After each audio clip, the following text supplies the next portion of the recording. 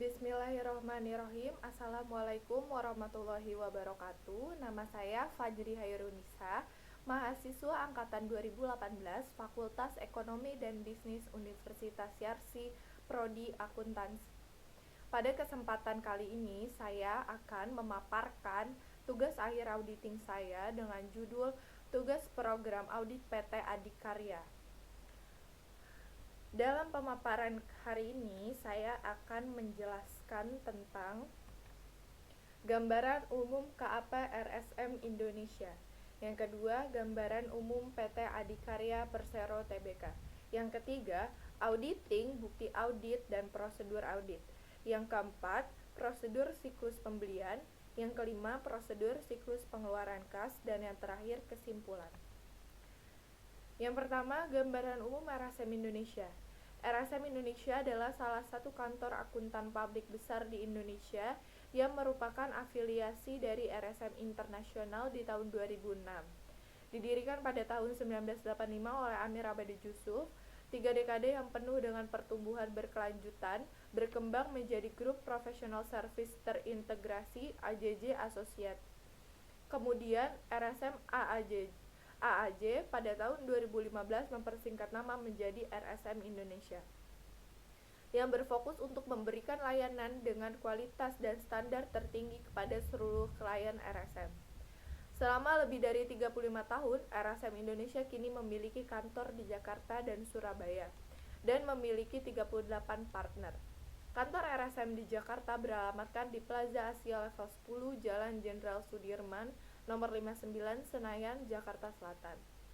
Dan kantor RSM di Surabaya beralamatkan di Ciputra World, Soho Skylove Unit 1888 sampai 1898, Jalan Maijen Sungkono nomor 89, Gunung Sari, Kota Surabaya.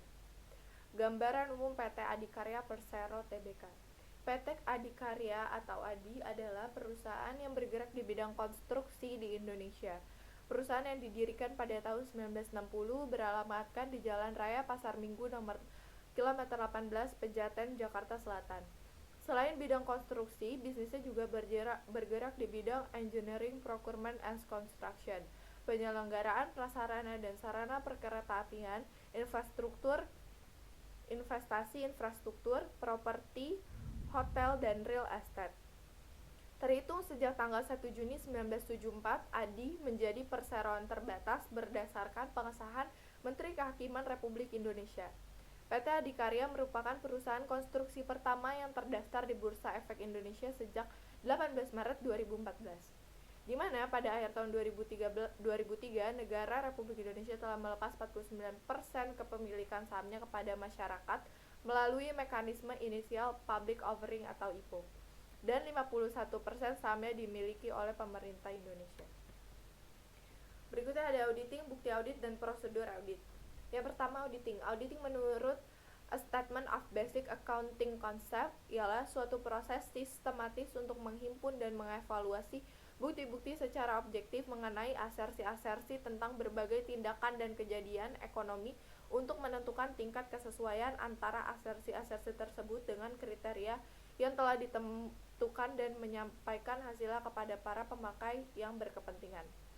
Yang kedua, bukti audit atau book audit evidence merupakan segala jenis informasi relevan yang nantinya akan digunakan oleh akuntan publik, konsultan hukum, atau auditor sebagai dasar untuk mengeluarkan opini auditnya. Bukti audit bisa didapatkan melalui cara-cara, yakni bisa melalui inspeksi, pengamatan, meminta keterangan dari pihak terkait, dan melakukan konfirmasi atas laporan-laporan yang sebelumnya telah dikirimkan kepada auditor. Indikator bukti audit yang dapat mengukur kualitas suatu bukti audit yaitu relevansi, sumber perolehan bukti, dan ketepatan waktu dan objektivitas. Yang ketiga, prosedur audit. Prosedur audit adalah langkah-langkah yang dilakukan auditor untuk mendapatkan semua informasi mengenai kualitas keuangan yang disediakan oleh perusahaan, yang memungkinkan auditor untuk membentuk opini audit atas laporan keuangan, apakah mencerminkan pandangan yang benar dan adil dari posisi keuangan. Diidentifikasi dan diterapkan pada tahap perencanaan audit setelah menunjukkan tujuan audit, ruang lingkup, pendekatan, dan resiko yang terlibat. Metode prosedur audit terdapat beberapa langkah, yaitu A. Penyelidikan adalah proses meminta klien untuk penjelasan tentang proses atau transaksi yang terkait dengan laporan keuangan. Jenis prosedur audit ini biasanya melibatkan pengumpulan bukti verbal. B. Pemeriksaan catatan atau dokumen adalah pemeriksaan pengumpulan bukti dengan memeriksa dan menelusuri dokumen pendukung kecatatan transaksi. Yang C. Perhitungan ulang adalah proses menghitung kembali pekerjaan yang telah dilakukan klien untuk melihat apakah ada hasil yang berbeda antara pekerjaan auditor dan pekerjaan klien. Yang D. Prosedur analitik adalah proses mengevaluasi informasi keuangan melalui analisis tren, rasio, atau hubungan antara data termasuk data keuangan dan non-keuangan. Yang E. Tes penilaian adalah menghitung aset berwujud dapat memberi auditor bukti nilai. Auditor dapat menginformasi jumlah peralatan atau produk tertentu untuk menentukan bahwa nilainya sesuai dengan pernyataan perusahaan. Selanjutnya adalah prosedur audit untuk siklus pembelian. Fungsi pembelian memiliki nilai dan arti penting bagi perusahaan karena sangat menunjang operasional perusahaan. Maka, audit atas fungsi pembelian harus dilakukan dengan optimal. Dan sasaran strategi fungsi pembelian merupakan ukuran atau patokan yang digunakan untuk mengukur tingkat efisiensi fungsi pembelian pada perusahaan dengan tujuan memenuhi permintaan pelanggan. Siklus normal fungsi pembelian meliputi berikut ini. Yang pertama, penentuan kebutuhan pembelian melalui jadwal produksi, persediaan pembelian khusus, dan kebutuhan operasional per hari. Otorisasi pembelian melalui dokumen penerbitan permintaan barang sampai penerbitan pesanan pembelian. Yang ketiga, tindak lanjut pemesanan. Yang keempat, proses pengiriman. Yang kelima, proses keuangan. Berikut adalah beberapa prosedur audit yang dapat dilakukan untuk siklus pembelian. Yang pertama adalah prosedur pembelian. Pembelian yang dicatat adalah pembelian yang benar-benar diterima oleh perusahaan. Pengendalian internal kuncinya adalah bagian penerimaan melakukan pemeriksaan terhadap kesesuaian barang yang dibeli. Pengujian pengendaliannya adalah mengamati bagian penerimaan apakah sudah menjalankan tugasnya dengan efektif dan efisien. Yang selanjutnya, pengujian substantif atas transaksinya adalah memeriksa nota atau faktur pembelian dan surat pemesanan pembelian. Yang kedua, prosedur transaksi pembelian yang ada dicatat. Pengendalian internal kuncinya adalah total kuantitas yang diterima dibandingkan dengan kuantitas yang dipesan. Pengujian pengendaliannya adalah menerima file total yang diotorisasi oleh bagian pembelian. Kemudian pengujian substantif atas transaksinya adalah menelusuri laporan penerimaan barang ke jurnal pembelian, memastikan kembali bahwa sudah telah diinput. Selanjutnya ada prosedur audit untuk siklus pengeluaran kas. Fungsi pengeluaran kas adalah proses yang dilakukan perusahaan sehubungan dengan penerimaan barang dan jasa dari pihak lain.